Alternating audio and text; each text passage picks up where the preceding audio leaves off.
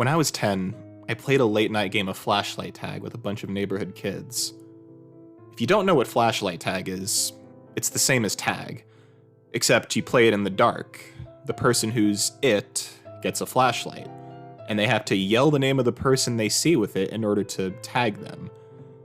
It was really cloudy that night, and most people had their curtains drawn, so it was the perfect level of darkness for hiding in. The side of the street my house was on was skirted by a broad length of woods. That was basically the boundary for the side of our game. You could run through any yard, even go across the street and run through their yards, but you weren't allowed to hide in the woods, because it was too difficult to find anyone in there. And it was very easy to trip over tree limbs or end up with poison oak. Of course, this rule was frequently and flagrantly ignored when people got too close to being caught. They'd duck off into the bushes for a few seconds or run behind a group of trees to evade capture. I don't remember who was it at the time, but I was hiding in a backyard 2 houses down from my own. The family that lived there had a little playhouse for their daughter, a swing set, and a doghouse, but no dog. I would periodically duck into the doghouse whenever I saw the flashlight's searching beam approaching. Those of us trying to hide from the it person liked to spook each other in the dark by jumping out of nowhere and making each other scream, giving away our positions. I thought I knew where the it guy was, but I got comfortable hanging out on the swing set. Suddenly, a person with a flashlight came around the corner of the house and angled it almost directly at me. I jumped and I ran for the edge of the woods. When I got there, I hovered in case they saw me and were going to yell at me for cheating. But the beam of light seemed to explore the swing set where I was, then came in my direction, but there was no sense of hurry at all to it.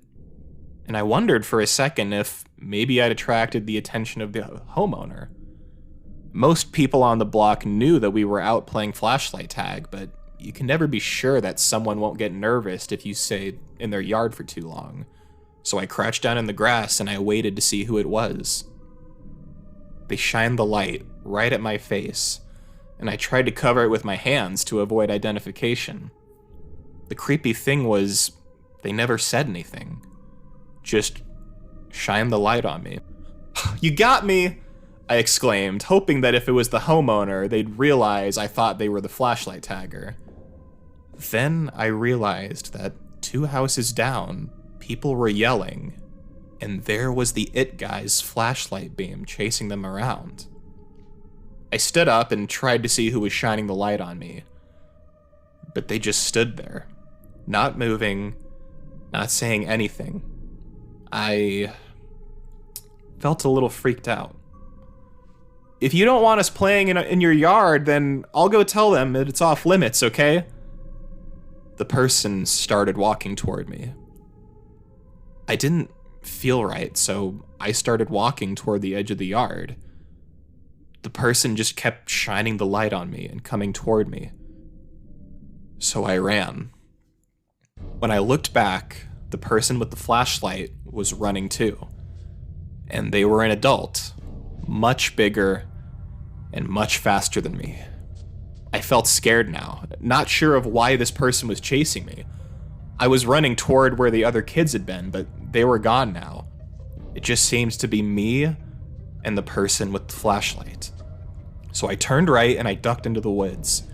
I dropped to the ground, shaking bushes and stuff to try to confuse the person, then shimmied under a ring of thick bushes and curled up. I could see the flashlight in the woods with me, looking around. I could hear the person's footsteps breaking sticks and crunching on pine needles. I didn't know what the fuck was going on. I just wanted to get back to all the other kids.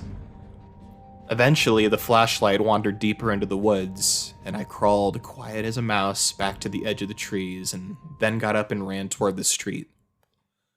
I was immediately caught by the person who was it, but I didn't care. He yelled loud that I was now it, and I tried to tell him that there was someone else with a flashlight wandering around in the woods. But he simply took off into the dark yelling about no tagbacks. "Don't go into the woods," I yelled, but nobody responded. Of course, anyone who heard me would just assume I was talking about cheating at the game, but I was sincerely worried about that person wandering around in them. Of course, now I had a flashlight of my own, so I thought I should go and see if I can find out who that was, just to make myself feel better. I went back behind the house that I'd come from, and a bunch of laughing shadows scampered out of sight into the neighboring yards. I ignored them and headed straight for the trees. I couldn't see any other light in there, so I thought maybe he went home. I didn't know if it was a man or a woman, but I didn't imagine any woman would go trudging through the woods at night. So I went about playing the game again, albeit anxious because of the lingering thought that there was someone wandering around in the woods who didn't seem to be playing the game with us. I ran across the street and chased people through backyards there. But after a while, I found the lots empty and realized that they must have gone back across the street. I ran back over and was exploring the beach's backyard. Mr. Beach had a clothesline with a bunch of drying sheets on it, and her daughter Charlotte likes to hide among the linens and stay close to home in case she got too scared of the dark. She was only a year younger than me. I thought I heard something from the tree line, so I went over and was waving the flashlight around in the woods. "Stay out of the woods," I remember yelling. I waved the flashlight back and forth a couple more passes, then I saw someone off in the distance. I held the light on whoever it was. It was hard to make out, but it looked to me like Charlotte. Charlotte had brown hair that her mother insisted on keeping shoulder length. We always dressed dark for flashlight tag, and Charlotte liked to wear this deep purple sweatshirt, so it was usually easy to tell when you had found her. "Charlotte, I see you," I yelled. She just stood there. She stood there, partially obscured by a tree, and looked at me. The distance between us was enough that I couldn't see if she was blinking or not, but she had her head propped at an angle, like she was looking around the trunk at me with her mouth hanging slightly open. Every now and then she sort of twitched or squirmed. It was a really freaky kind of movement. "Charlotte, come out of there," I yelled. "Everybody, Charlotte's it, but she won't come out of the woods." Some kids, including my friend Dustin, appeared behind me and started joining in my yell for Charlotte to come out. "Do you see her?" I asked. "Yeah, she's over behind that tree. Charlotte, get over here," Dustin said. But she wouldn't come. "Charlotte, are you okay? Get over here, dummy." Charlotte seemed to stand up straighter and then disappear behind the tree. We could hear movement, but it seemed to be going away rather than toward us.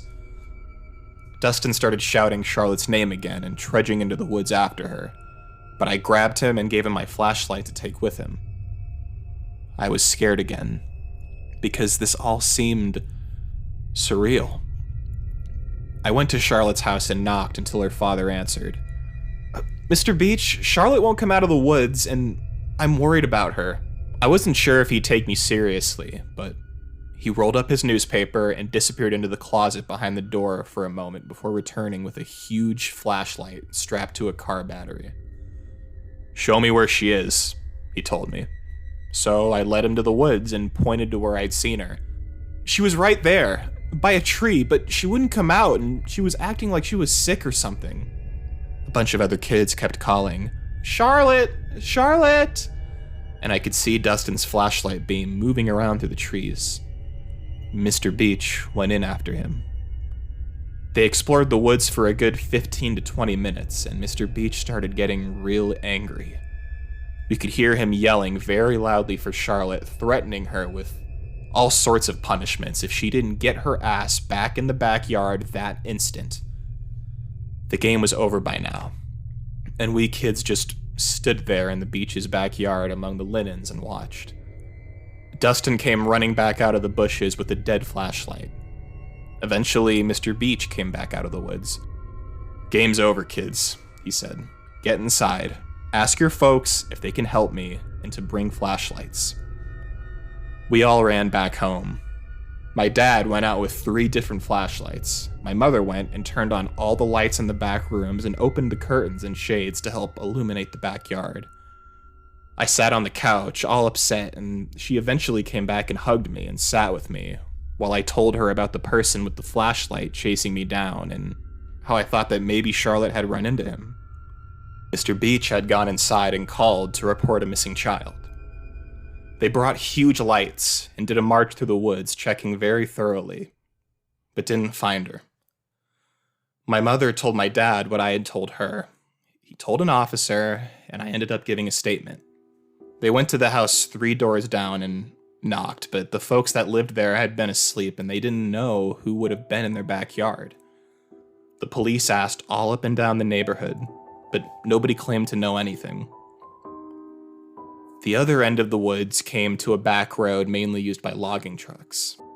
They found Charlotte 2 days later on the other side of the logging road, down an embankment that ended at a stream. She was stuffed into a drain pipe.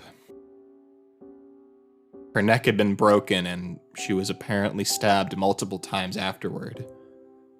My parents wouldn't tell me about it. They thought it would upset me, but Dustin told me all the details at school the next day. It was the most awful thing our town had ever had happen. The police blocked off the logging road and spent months tracking down loggers and truckers who frequently used it. There was a curfew for months, and we were told not to play flashlight tag anymore. We didn't argue. What leaves me shaking to this day is the memory of Charlotte's face, hanging out from behind the tree, looking at me.